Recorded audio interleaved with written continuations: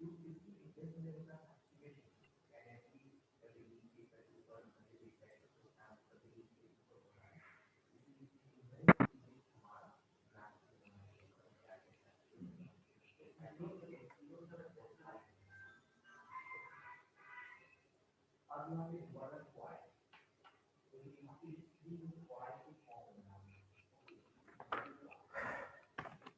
morning, all of you.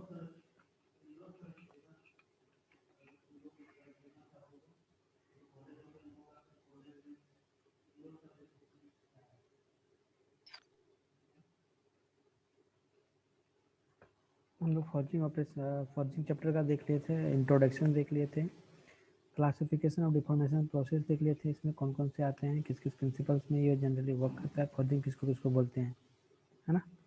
Rolling हो गया, forging हो गया, एक्सट्रूशंस हो गया, स्पिनिंग हो गया, ड्राइंग हो गया, इस ऑपरेशंस के बारे में हम लोग थोड़ा थोड़ा जान लिए थे। फिर हम लोग देखे थे कोल्ड वर्किंग प्रोसेस क्या होती है, हॉट वर्किंग प्रोसेस क्या होती है, दोनों में डिफरेंसेस क्या क्या हैं, उसका एडवांटेजेस क्या क्या है, उसका डिसएडवांटेज क्या क्या है, ये भी हम लोग देख लिए थे। ठीक है। तो अब हम लोग देखते हैं फॉर्जिंग ऑपरेशंस के डिटेल्स के बारे में। ठीक है, उसका डेफिनेशन वगैरह तो हम लोग देख ही लिए थे, उसका इंट्रोडक्शन हम लोग देख ही लिए थे, उसी में हम लोग आगे बढ़ते हैं आज। ठीक है, एडवांटेज क्या होता है, डिसएडवांटेज क्या होता है, क्लासिफिकेशन क्या होता है फॉर्जिंग के, ये सब सारी चीज़ें हम लोग आज के क्लास में देखेंगे।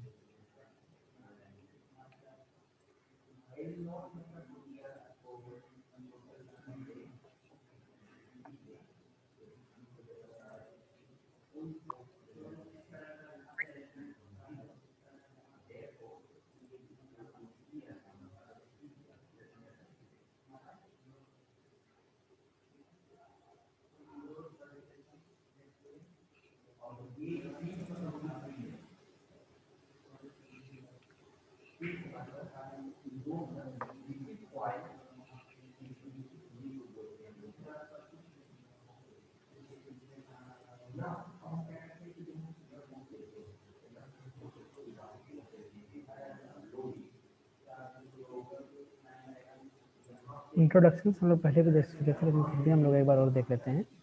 Forging is a metal forming manufacturing process involving the shaping of metals using compressive force the below are delivered with a hammer और डाई।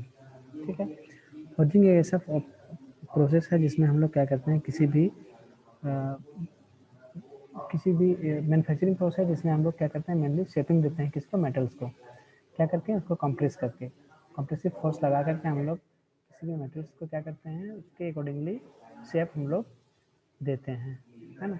तो ये थ्रू मशीनिंग हो सकता है, थ्रू हैंड मशीनिंग हो सकता है, थ्रू ब्लैक स्मिथिंग हो सकता है, थ्रू जो ये लोग काम करते हैं सोनार लोग, है ना, इसमें इम्बोसिंग करते हैं हम लोग, ये सारी चीज़ भी हो सकता है। जैसे कि फर्स्ट वाला फिगर्स में हम लोग का दिखाया हुआ है, इसमें क्या है, एक बहुत बड़ी सी मशीन्स है, हम लोग क्या किए हैं, हीट किए हुए वर्कपीस को यहाँ पे रखे हैं इसके टेबल पे, है ना, इस टेबल पे रखे हैं, और इस मशीन क्या कर रहा है, ऊपर से प्रेस दे रहा है, जिसके थ्रू हम लोग का जो यहाँ पे वर्कपीस लगा हुआ है, जो रखा हुआ है वर्कपीस, उसका क्या होगा, शेप में चेंज होगा, या फिर हम लोग को जिस तरह का रिक्वायरमेंट शेप चाहिए उसके अकॉर्डिंगली हम लोग उसको प्रेस करके हम लोग उसके शेप दे सकते हैं। ठीक है, ये था थ्रू मशीनिंग, ये था हैंड मशीनिंग फॉर्जिंग्स, है ना, फॉर्जिंग्स मशीन्स, इसको हम लोग हैंड के थ्रू कंट्रोल कर सकते हैं। जो चीज़ यहाँ पे मशीन्स के थ्रू कंट्रोल कर रहा था, उसको हम लोग यहाँ पे हैंड के थ्रू भी दे सकते हैं। यहाँ पे जो छोटी सी जगह दिख रही है, ये मशीन्स की क्या है, टेबल्स है, ऊपर से हम लोग इसको रोटेट करा करके हम लोग क्या करते हैं, यहाँ पे वर्कपीस रखते हैं, हीट किया हुआ मेटल्स को, फिर उसको हम लोग क्या करते हैं, शेप देते हैं।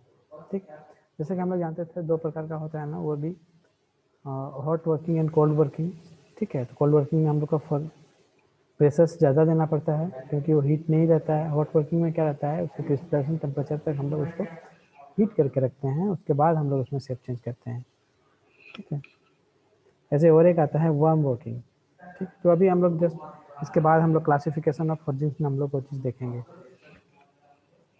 और क्या होता है, सोनार लोग भी करते हैं, ऑर्नामेंट्स वगैरह कुछ भी करने के लिए, या फिर इम्बोसिंग्स देने के लिए। इस तरह का जो भी यहाँ पे एस लिखा हुआ है ना, इसमें क्या करते हैं सोनेलॉन्ग अपने छोटे से हैमर का यूज़ करके इसमें क्या करते हैं, जैसे कि यहाँ पे एस एस लिखा हुआ है ना, इस तरह का वो लोग क्या करते हैं इम्बोस करते हैं, उसको थोड़ा सा हीट करते हैं, फिर मशीन डालते हैं तो उसमें इंस्क्राइब जैसा हो जाता है। ठीक है, वैसे ही हमारे ब्लैक स्मिथ भाई लोग भी वर्क करते हैं, जैसे बहुत सारा टूल्स वगैरह औजार्स वगैरह हम लोग बनाते हैं। अभी जो धान कटिंग करने के लिए जो यूज़ करते हैं हम लोग, वो टूल्स हम लोग हसुआ बोलते हैं इंग्लिश में, उसको कुछ क्या बोलते हैं पता नहीं। ठीक है, वैसे ही हम लोग का फावड़ा वगैरह कुदाली वगैरह बनाने के लिए भी हम लोग ब्लैक स्मिथ भाई लोग क्या करते हैं उसको हीट करते हैं, फिर उस पर हम लोग हैमरिंग कर करके हम लोग उसके शेप्स को देते हैं, जो कि क्या होता है कास्टिंग से ज़्यादा मजबूत होता है।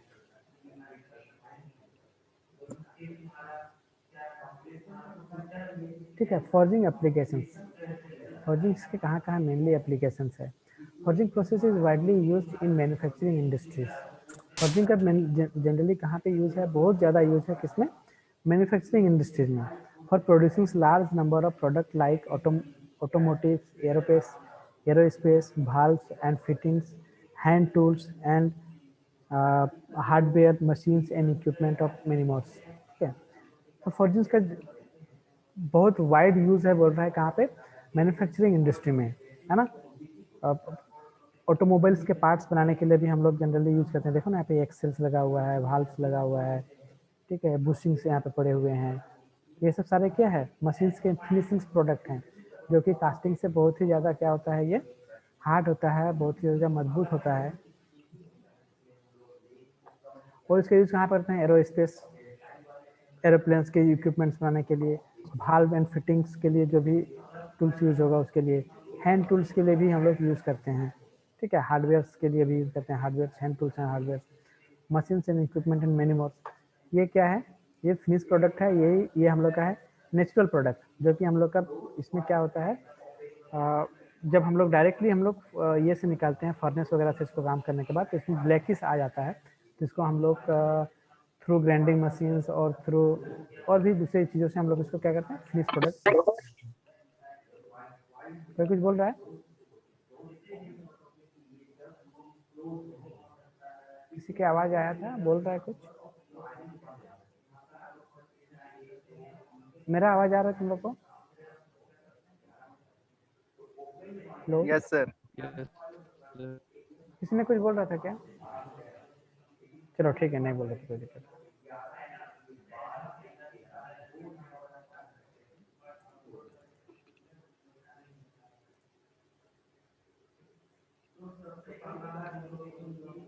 देखो जो चीज़ हम लोग वहाँ पे अभी देख रहे थे कि कास्टिंग से ज़्यादा ये करते हैं, कास्टिंग क्यों प्रीफर नहीं करते हैं हम लोग, इसका क्यों प्रीफर करते हैं, उसके लिए why we use forgings. The forging process can create parts that are stronger than those manufacturing by any other metalworking process like castings, है ना। तो forging किया हुआ जो वर्कपीस होगा वो क्या होगा, अदर जो मैन्युफैक्चरिंग प्रोसेस है उससे जो मेटल बनेगा उससे क्या होगा, ये स्ट्रोंगर होगा। ठीक है, क्योंकि हम लोग क्या कर रहे हैं, इसके ग्रेन की स्ट्रक्चर को हम लोग चेंज करते हुए हम लोग वर्क कर रहे हैं। ठीक है, this is why forgings are almost always use where reliability and human safety. इसीलिए हम लोग क्या करते हैं, फॉर्जिंग्स का जनरली यूज़ वहाँ पे करते हैं जहाँ पे ह्यूमन की सेफ्टी की बात आती है। ठीक है, ह्यूमन को जहाँ पे खतरा लगता है कि इस इक्विपमेंट की वजह से बहुत ज़्यादा एक्सीडेंट हो सकता है, एक्सेल्स वगैरह जैसे गाड़ी के, वो टूट गया तो क्या हो जाए, तुरंत गाड़ी ब्रेक कर जाएगा। ठीक है, उस सब चीज़ों को हम लोग बनाने के लिए हम लोग जनरली इस तरह का यूज़ करेंगे कि वो टूटे ना, तो उसके लिए क्या यूज करेंगे हम लोग, कौन सा मैन्युफैक्चरिंग प्रोसेस, मेटल का ये फॉर्जिंग प्रोसेस यूज करते हैं, जहाँ पे लगता है कि नहीं ह्यूमन का सिक्योरिटी के सेफ्टी के ऊपर ज़्यादा ये पड़ रहा है, फिर क्रिटिकल वर्क पीस है जहाँ पे एक्सीडेंट के ज़्यादा चांसेस हो, वैसे चीज़ों को बनाने के लिए हम लोग फॉर्जिंग प्रोसेस का यूज़ करते हैं। और कहाँ क्या करते हैं, ऑटोमोबाइल सेक्टर में करते हैं, ट्रैक्टर्स के पार्ट बनाने के लिए करते हैं, ships, wells, drillings equipments and engine बनाने के लिए हम लोग यूज़ करते हैं। ठीक है, जितने टाइप के टूल्स देखते हो सारे वो टूल्स किस चीज़ का बना होता है, फॉर्जिंग प्रोसेस से ही बना होता है ना। देखो ना यहाँ पे और भी क्या क्या दिया हुआ है, क्रैंक शाफ्ट दिया हुआ है, यहाँ पे क्रैंक दिया हुआ है ना, क्रैंक रॉड दिखाया हुआ है यहाँ पे, ठीक है। तो ये क्या था, इंजन का ब्लॉक था जो कि कास्टिंग से बना हुआ था, इससे काफ़ी स्ट्रोंगर होता है जो फोर्जिंग से बना हुआ है, ठीक है। इधर दिखाया हुआ है स्ट्रक्चर, कास्टिंग के स्ट्रक्चर देखो, मॉलिक्यूलर स्ट्रक्चर और फोर्जिंग का मॉलिक्यूलर स्ट्रक्चर में, कास्टिंग फोर्जिंग का जो मॉलिक्यूलर स्ट्रक्चर है इसमें क्या है, बहुत ज़्यादा डेंस है ना,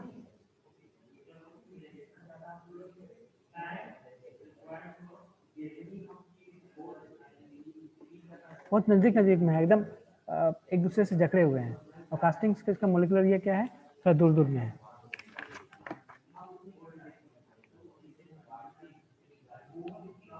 इसीलिए क्या होता है, जो कास्टिंग के जो ये होता है मॉलिक्यूलर स्ट्रक्चर होता है वो बहुत ही ज़्यादा स्ट्रॉन्ग होता है, ठीक है।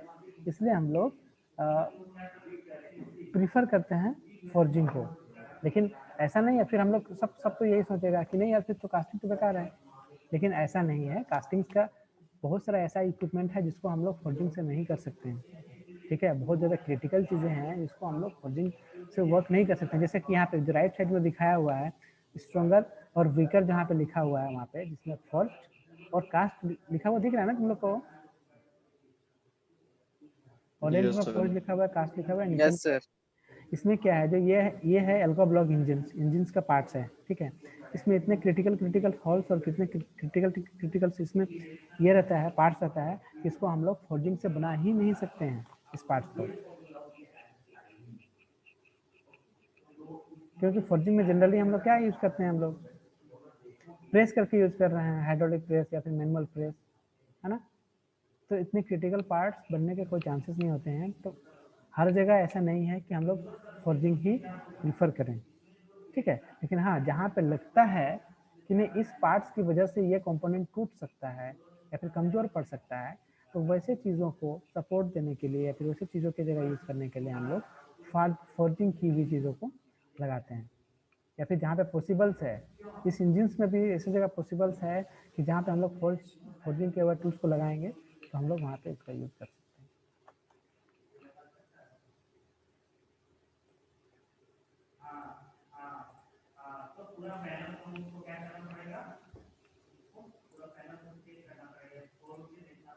ठीक है। ऑपरेशन इन फोर्जिंग प्रोसेस, है ना। फोर्जिंग प्रोसेस के थ्रू हम लोग कौन कौन सा ऑपरेशन करते हैं, पहला है फ्लेयरिंग्स, एजिंग्स, फ्लैटिंग, स्वेगिंग, ठीक है, बेंडिंग, अपसेटिंग।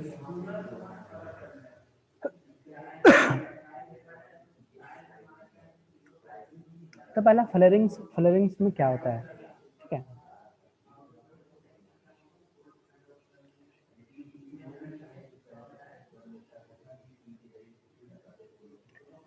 फ्लेयरिंग में क्या होता है ना, एक तरह का डाई यूज करते हैं हम लोग, ठीक है, और उस डाई के सेंटर पे हम लोग लोड अप्लाई करते हैं, और जो हम लोग का मेटल फ्लो करता है वो सेंटर से बोथ साइड में फ्लो करता है, ठीक है। सेंटर में हम लोग का क्या रहेगा, पंच एंड डाई रहेगा, या फिर डाई का ही दोनों पार्ट्स रहेगा, अपर डाई एंड लोअर डाई।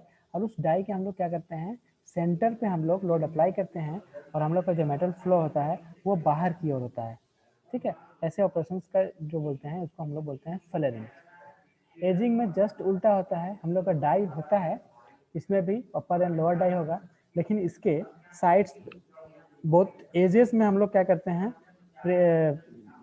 ये लोड अप्लाई करते हैं, ठीक है। बहुत साइड में, इधर इस साइड में अप्लाई करेंगे, और इसमें मेटल फ्लो किधर होगा, सेंटर की ओर होगा, ठीक है। तो इस तरह का ऑपरेशन जो होता है उसको हम लोग बोलते हैं एजिंग्स। फ्लैटिंग, फ्लैटिंग में क्या करते हैं, किसी भी वर्कपीस को हम लोग मार के क्या करते हैं, उसके हम लोग उसका शेप जो होता है, सपोज वो राउंड है तो उसको हम लोग क्या कर दिए, रेक्टेंगुलर बना दिए। जैसे कि हम लोग ब्लैक स्मिथ लोग हम लोग क्या करते हैं, उसको पहले हीट करते हैं, फिर उसके शेप को हम लोग क्या करते हैं, चेंज करते हैं, ठीक है। स्वेगिंग में क्या करते हैं, इसमें दो से ज़्यादा डाइस का यूज़ करते हैं हम लोग, ठीक है। दो से ज़्यादा डाइस का यूज़ करते हैं, उसको रोटेट करते हुए उस पर वर्क करते हैं। इस सब का डिटेल्स भी हम लोग आगे देखेंगे, और अभी जस्ट ऐसे ही बता रहे हैं। बेंडिंग में क्या करते हैं, इसको भी हम लोग क्या करते हैं, हीट करते हैं, और जिस तरह का बेंडिंग चाहिए उस तरह का हम लोग डाई बनाते हैं, और उसके अकॉर्डिंगली हम लोग हैमरिंग करते हैं, और वो पंच जैसे कि नीचे यूज़ किए हैं हम लोग। इसमें लेफ्ट साइड वाला जो बेंडिंग का प्रोसेस है उसमें हम लोग क्या किए हैं, जैसे अगर इसको हमको रेक्टेंगुलर सॉरी परपेंडिकुलर अगर हमको ये करना है 90 डिग्री में अगर हमको बेंडिंग करना है तो इसको और थोड़ा सा नज़दीक रखते हैं हम लोग यहाँ पर।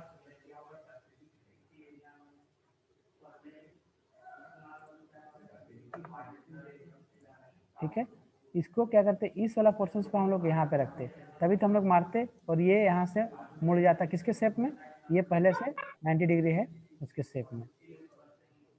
ठीक है, वरना ऐसे ही रख के हम लोग कभी भी हम लोग 90 डिग्री में नहीं कर सकते हैं, उसके लिए हम लोग डाई या फिर पंच चाहिए ही चाहिए। ठीक है, वैसे ही इसमें दिखाया हुआ है भी बेंडिंग, देखो ना इधर यहाँ पे दिखाया हुआ है वाला 90 डिग्री वाला।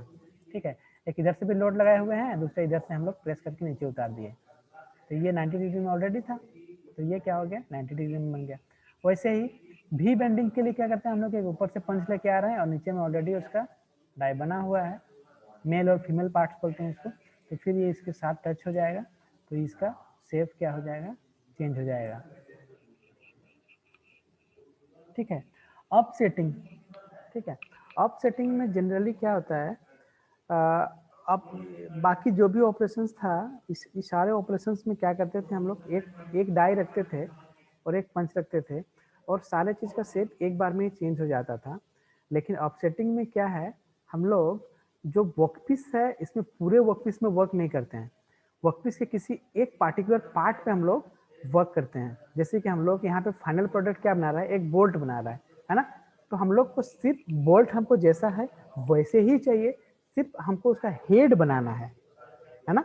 तो हम लोग पहला डाई जो लेके आए हैं वो क्या किया, उसको सेट करा अपने जगह पे, सेट करने के बाद दूसरे में क्या किए हैं, थोड़ा सा कोनिकल शेप बनाए ऊपर में। देखो सिर्फ और सिर्फ ऊपर में काम हो रहा है, नीचे में कोई भी फंक्शनिंग नहीं हो रहा है। अपसेटिंग का जो टूल्स और जो डाई और पंच बना होता है वो इसी तरह का बना होता है कि उस वर्कपीस में किसी पार्टिकुलर वर्क पे ही वो काम कर सके, पार्टिकुलर प्लेस पे ही वो वर्क करे।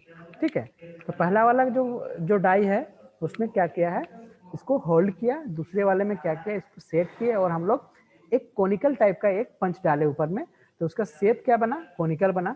दूसरे वाले में क्या हुआ, थोड़ा कोनिकल से और थोड़ा सा नीचे लेके आए, थोड़ा सा कोनिकल को हम लोग और कम किए और फाइनली डी वाले में हम लोग का क्या हो रहा है, हम लोग का जो जिस तरह का हेड चाहिए था, हेक्सागोनल या फिर स्क्वायर या फिर ऑक्टागोनल, जिस तरह का शेप चाहिए हम लोग को उस तरह का मिल जाएगा। यानी कि अपसेटिंग में हम लोग क्या करते हैं, किसी वर्कपीस का एक किसी पार्टिकुलर हिस्से पे वर्क करते हैं और इसमें हम लोग एक से ज्यादा डाई और पंच का यूज करते हैं। ठीक है,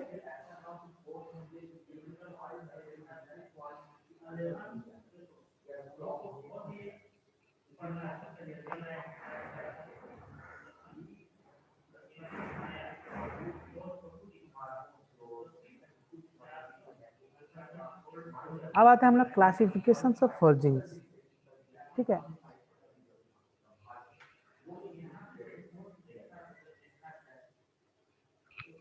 forging is often classified according to the temperatures at which it is performed.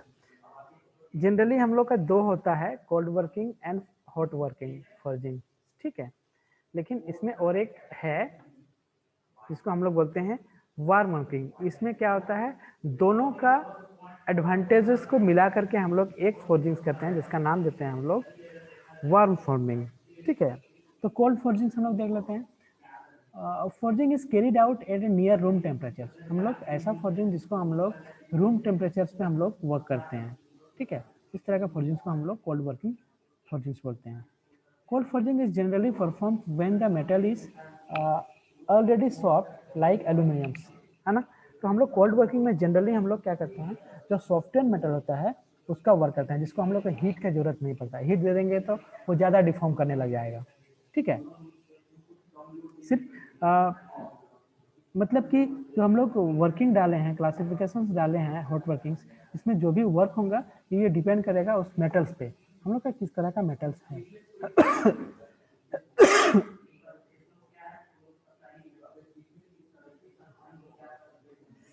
In product requires little और non finishing work and has good surfaceness. Cold working के जो भी वर्कपीस बनाएंगे उसमें बहुत ज़्यादा सरफेस रिक्वायरमेंट, सरफेस का जो फिनिशिंग है वो रिक्वायरमेंट नहीं होता है, वो ऑटोमेटिकली उसके जो मेटल्स होता है उसी के और कोल्ड वर्क पे वो यूज़ किए होते हैं, इसकी वजह से उसमें क्या होता है हम लोग को सरफेस फिनिश अच्छा मिलता है।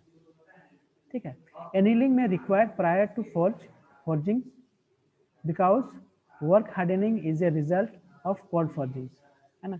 इसमें एनीलिंग का रिक्वायरमेंट पड़ता है क्योंकि हीट नहीं होने की वजह से क्या होता है ना, इसमें स्ट्रेसेस पैदा हो जाता है इसके केस पे।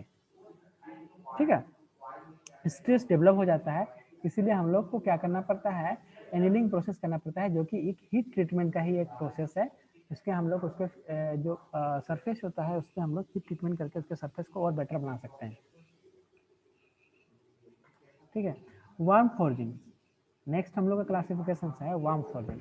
ठीक है, temperature range for warm forging is above the room temperature but below the crystallization temperature of metals. ठीक है, वार्म फॉर्जिंग्स में क्या बोला, दोनों का हॉट फॉर्जिंग्स और कोल्ड फॉर्जिंग्स दोनों का एडवांटेजेस हैं। ओके, दैट मीन्स कि हम लोग इसमें 0.3 to 0.6 पॉइंट के बीच में वर्क करते हैं। अगर suppose room temperature crystallization temperature अगर 1000 है, 1000 डिग्री सेल्सियस है, तो हम लोग वैसे मेटल्स का यूज करेंगे जिसका टेम्परेचर चाहिए 300 degree Celsius to 600 degree Celsius. ठीक है, तो इसमें क्या किया हम लोग, हीट भी किए, उसके वजह से हम लोग को क्या होगा, इसका जो सरफेस होगा उस पर स्ट्रेस भी डेवलप नहीं होगा और हम लोग को एनीलिंग भी नहीं कराने का जरूरत पड़ा। और हॉट वर्किंग में क्या होता है, स्ट्रेन हार्डनिंग आ जाता है, उसके सरफेस पे बहुत ज़्यादा रफ सरफेस आ जाता है क्योंकि हीट की वजह से, जो कि इसमें वो भी नहीं होगा क्योंकि हम लोग क्या करते हैं, हम लोग इसमें बहुत ज़्यादा हीट भी नहीं है, क्रिस्टलाइजेशन टेम्परेचर तक जा ही नहीं रहे हैं कि इसके क्रिस्टल्स का जो ग्रेन के स्ट्रक्चर्स है वो बहुत ज़्यादा चेंजेस हो। ठीक है, हम लोग मीडियम रेंज में वर्क करते हैं। तो ये क्या है, कोल्ड वर्किंग और हॉट वर्किंग फॉर्जिंग्स का दोनों का एडवांटेजेस के रूप में इसमें हम लोग वर्क करते हैं।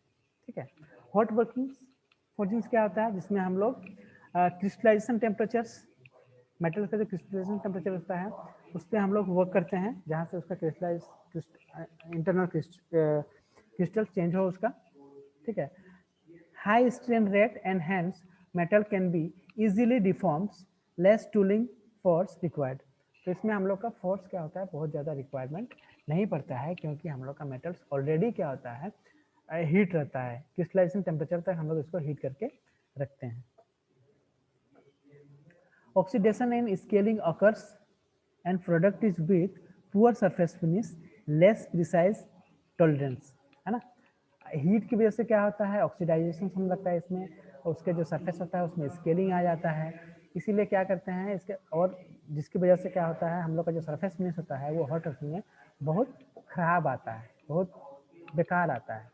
ठीक है, इसीलिए हॉट वर्किंग जो प्रोसेस होता है उसमें अगर हम लोग किसी मटेरियल्स को वर्किंग करते हैं तो क्या करते हैं हम लोग, थोड़ा सा जो जो फिनिशिंग प्रोडक्ट है उससे थोड़ा ज़्यादा मटेरियल्स में हम लोग लगते हैं, बाद में उसको हम लोग थ्रू ग्राइंडिंग और थ्रू मशीनिंग उसके सरफेस को हम लोग बेटर बना सकते हैं। तो हॉट फॉर्जिंग्स में हम लोग को ये चीज़ें ध्यान रखनी पड़ती है कि हम लोग एक ही बार में हम लोग फिनिश प्रोडक्ट ना बनाएं, क्योंकि हीट की वजह से या फिर क्रिस्टलाइजेशन टेम्परेचर्स की वजह से हम लोग का जो वर्कपीस है उसके सरफेस पे क्या आता है, पुअर सरफेस फिनिश होता है, स्केलिंग आ जाता है हम लोग का। ठीक है, अरे कहाँ चढ़ गया है ये लड़का, नो सेफ्टी बेल्ट कुछ नहीं।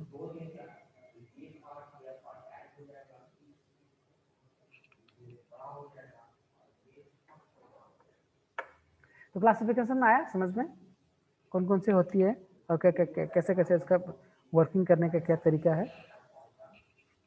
Yes sir. एक सेकंड, कोई एक लड़का स्क्रीनशॉट लेके मेरे को व्हाट्सएप कर दो पर्सनल वाला में।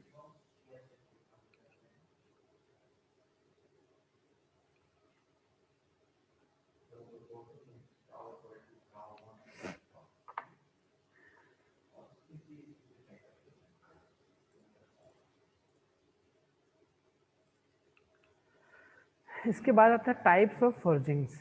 ठीक है, टाइप्स ऑफ फॉर्जिंग्स हम लोग का डिवाइड किया हुआ है, स्मिथ फॉर्जिंग्स और ओपन डाई फॉर्जिंग्स, दूसरा है ड्रॉप फोर्जिंग, तीसरा है प्रेस फोर्जिंग, चौथा है मशीन फोर्जिंग और अपसेटिंग फोर्जिंग। देखो यहाँ पे फिर से आया, ठीक है। पांचवा है रोलिंग फोर्जिंग, ठीक है।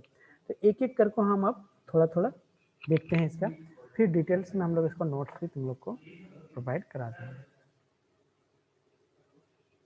क्या हो गया,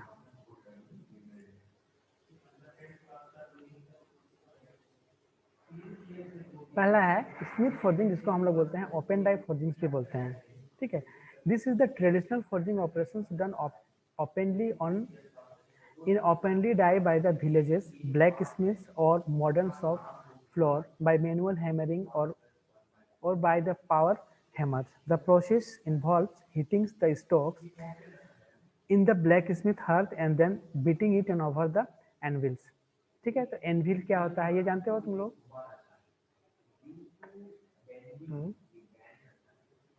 एनविल क्या होती है? स्वेज ब्लॉक क्या होता है? फर्स्ट सेमेस्टर में पढ़ाए हैं ना। एनविल क्या होता है, स्वेज ब्लॉक क्या होता है, स्लेज हैमर क्या होता है? अगर ये सब चीज नहीं जानोगे तो कैसे काम करेंगे? एनविल देखा है किसी ने तुम लोग इन वर्कशॉप?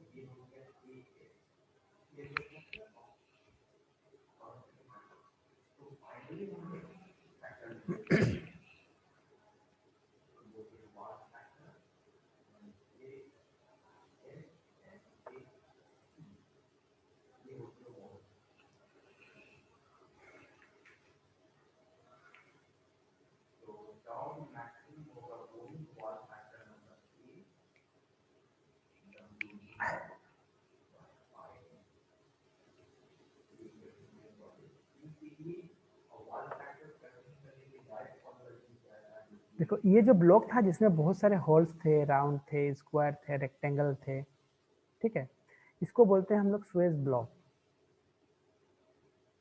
ठीक है। ये सबको ही देखा होगा, एक ब्लैक कलर का वर्कशॉप में रखा हुआ है, फिटिंग वर्कशॉप में देखा है कि नहीं ये? Yes sir.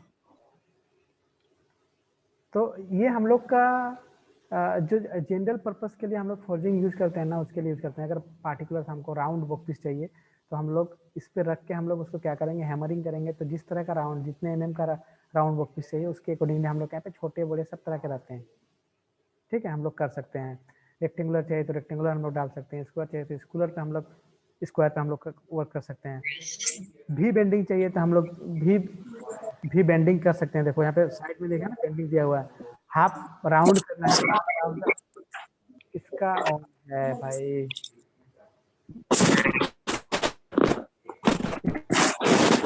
अखिलेश पासवान, अखिलेश पासवान।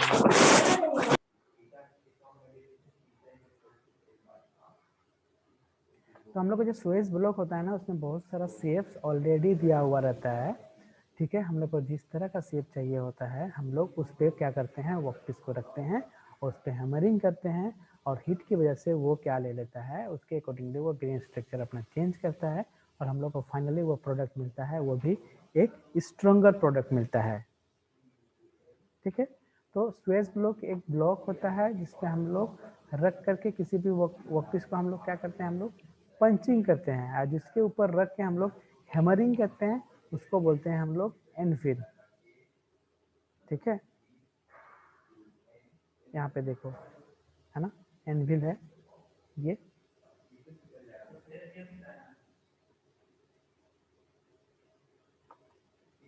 जिसपे हम लोग किसी भी वर्कपीस को रख के हम लोग हैमर करते हैं। इसमें भी हम लोग का फिन्स रहता है, छोटे छोटे बहुत सारा शेप्स इसमें भी बना हुआ रहता है, ठीक है। तो एनविल पे रख के हम लोग ये करते हैं।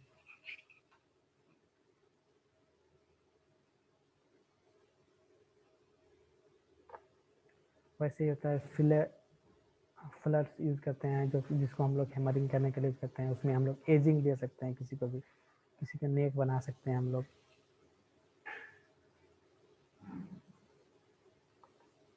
ठीक है।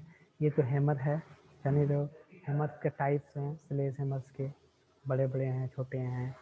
पंच है, इस तरह का अगर कहीं पे शेप देना है तो उसके इसको रख करके उसके ऊपर में हम लोग हैमरिंग करेंगे। चीजल्स है, ठीक है, फ्लैट चीजल्स है, सेंटर पंच वाले चीजल्स हैं, ऑल टाइप ऑफ चीजल्स हैं। हमको जिस तरह का जैसा चीजल चाहिए हम लोग उस तरह का चीजल्स हम लोग यूज करेंगे।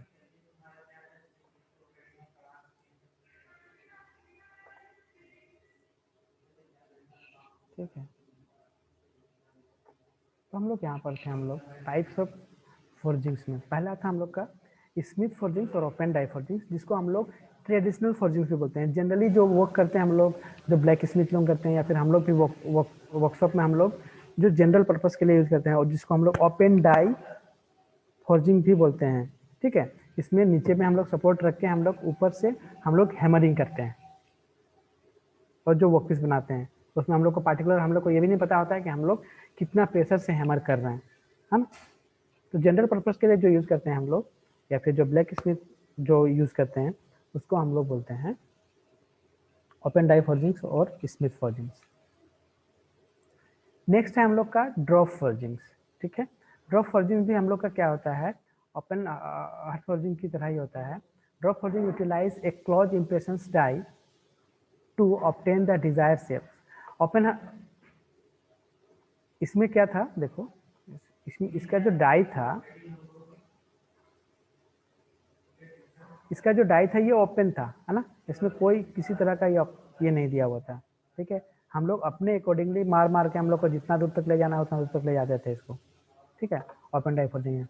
लेकिन ड्रॉप फोर्जिंग में क्या है, हम लोग का जो डाई है वो क्लोज है, दोनों डाई एक दूसरे से क्या है, कहीं पे जाके वो क्लोज हो रहा है, यानी कि इसका जिस तरह का शेप होगा उसके अकॉर्डिंगली हम लोग को क्या मिलेगा, शेप मिलेगा। ठीक है, drop forging utilize a close impression die to obtain the desire shape of the components. The shaping is done by the repeating hammering given to the materials in the die cavity, है ना। ऊपर से हम लोग क्या करेंगे, हम लोग हैमरिंग करेंगे। The drop forging die consist of two halves, जैसा कि हम बता रहे हैं पहले ही कि एक ऊपर से हाफ होता है, एक नीचे हाफ होता है। हम लोग ऊपर से हैमरिंग करके नीचे की ओर लेके आते हैं। फाइनली जो जिस तरह का हम लोग का यहाँ पे शेप बना हुआ रहता है, उस शेप में क्या लेता है हम लोग का ये जो हॉट हीट किया हुआ जो हम लोग का मेटल्स होता है वो उसके अकॉर्डिंगली शेप ले लेता है। तो दोनों में डिफरेंस यही है कि हम लोग का जो ड्रॉप फोर्जिंग्स है इसमें हम लोग का क्या होता है, जो डाई होता है वो क्लोज्ड होता है। ठीक है, और ओपन में क्या होता है, हम लोग का डाई ओपनली होता है, क्लोज नहीं होता है। ठीक है, उसी के बारे में डिटेल्स यहाँ पे दिया हुआ है।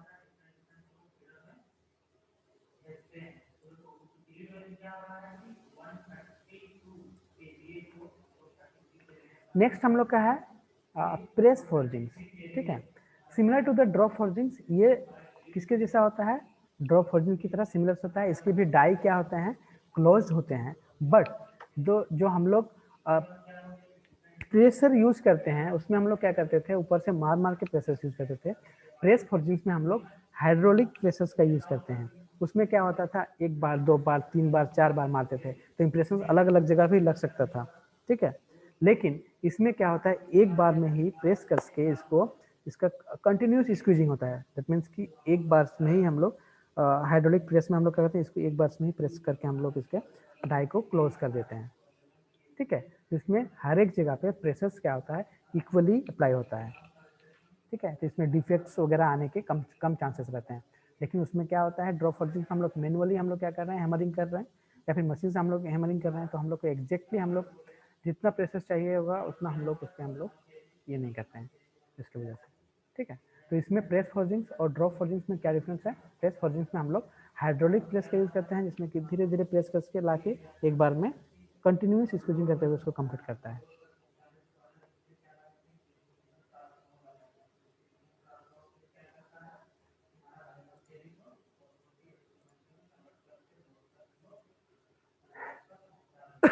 नेक्स्ट है हम लोग का ऑफसेटिंग्स और मशीन फोर्जिंग्स। ठीक है, जैसा कि हम पहले बताए थे, सेम एग्जांपल इसमें है, वही चीज़ करना है। Unlike the press or drop forgings, where the material is drawn out in the machine's forgings, the materials is only offset to get the desired shapes. Originally, this was developed for making bolts heads in a continuous prisons, but now there are fairly large number of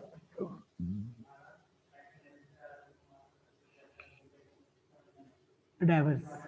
it is used for making gear blank shaft. Generally जो ऑफसेटिंग्स होता है इसको हम लोग क्या बनाने के लिए यूज करते हैं, बोल्ट्स का हेड बनाने के लिए यूज करते हैं। इसको हम लोग ब्लैक स्मिथ में भी हम लोग यूज कर सकते हैं। ठीक है, ब्लैक स्मिथ जो हम लोग का ये है उसमें भी हम लोग बना सकते हैं। लेकिन क्या बोल रहे हैं, कंटिन्यूसली अगर हम लोग को मास प्रोडक्शन में अगर वर्क करना है, ठीक है, बहुत ज़्यादा बोल्ट्स की जरूरत पड़ेगा, तो ब्लैक स्मिथ या फिर जो सिंपल फोर्जिंग्स है उसके थ्रू हम लोग कितना बना सकते हैं, है ना, 100 100। लेकिन हमको एक दिन में हजारों पीस बनाने हैं तो हम लोग मशीन फोर्जिंग्स का ही यूज़ करते हैं, जिसको हम लोग ऑफसेटिंग बोलते हैं, जिसमें हम लोग का अलग अलग डाइस, हम लोग का 4 या 5 डाइस अलग अलग लगा होता है, और अलग अलग करके हम लोग उसके जो पार्टिकुलर जहाँ पे हम लोग को उसका हेड बनाना है वहाँ पे हम लोग उस पर वर्क करते हैं। ठीक है, मशीन फोर्जिंग्स या फिर ऑफसेटिंग इसको बोलते हैं। नेक्स्ट है roll forgings. It is a process where flat और round bar stroke is required in thickness and increase in length, है ना। अगर किसी वर्कपीस का लेंथ को इंक्रीज कराना है तो हम लोग क्या करते हैं, इसके 2 रोलर्स के थ्रू पास कराते हैं। जो रोलर्स क्या होता है उसको प्रेस करते हुए क्या करते हैं, उसको पतला करते हुए उसको सीट की ओर सीट जैसा बना देता है। इसमें 2 सिलेंडर्स यूज करते हैं रोलर के रूप में हम लोग।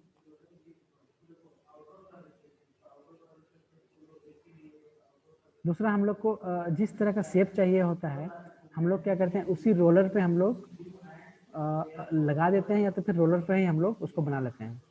ठीक है, या फिर देखो इस फिगर में जैसा दिखाया हुआ है, रोलर्स एक यूनिवर्सल रोलर है जो कि हर एक शेप के लिए बना हुआ है, और उसके ऊपर में एक इस पे लगा हुआ है। एक सेकेंड, कहाँ गया मेरा पेन, आ नहीं रहा है।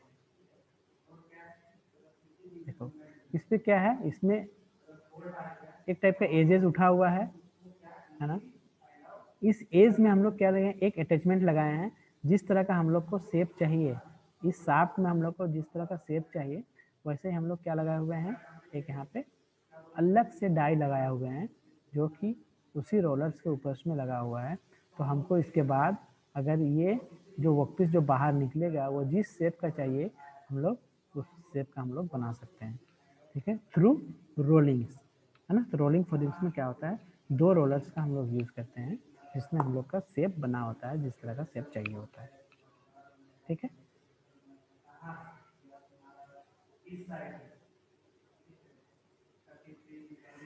डिफेक्ट्स, इसमें भी फोर्जिंग्स में भी डिफेक्ट, जैसे कास्टिंग्स में डिफेक्ट था उसका रिमेडीज थे, उसके काउजेस कौन कौन थे, वो सारे चीज़ इसमें भी है। ठीक है, तो पहला डिफेक्ट है अनफिल्ड सेक्शंस और underfilled. This type of forgings defect left some persons unfilled. इसमें क्या होता है, कुछ कोई पर्सन्स में क्या होता है, कोई चीज़ फिल्ड नहीं हो पाता है ड्यू टू प्रॉपर प्रेशर्स, अगर हम लोग नहीं दे पाए, प्रॉपर हैमिंग नहीं कर पाए, जैसे कि यहाँ पे, है ना, यहाँ पे एक होल रह गया जबकि ये हम लोग का फिल होना चाहिए था। ठीक है, यहाँ पे कंप्लीटली नहीं हुआ, हो सकता है यहाँ पे प्रेशर्स हम लोग नहीं दे पाए, फिर हम लोग हैमिंग नहीं किए प्रॉपर, उसकी वजह से। तो ये जो अनफिल्ड सेक्शंस और अंडरफिल्ड जो डिफेक्ट है उसका काजेस क्या क्या है, पूरा पुअर डिजाइन ऑफ डाई भी हो सकता है, प्रेस लेस रॉ मटेरियल्स और पुअर हीटिंग्स। पूरी तरह अच्छी तरह से हीट अगर मटेरियल्स नहीं होता है तब भी हम लोग का कंप्लीटली नहीं हो पाता है। तो उसके लिए हम लोग रेमेडीज क्या है, डाई को हम लोग अच्छी तरह से डिजाइन करें, हीटिंग अच्छे से करें। ठीक है, ये था हम लोग का डिफेक्ट।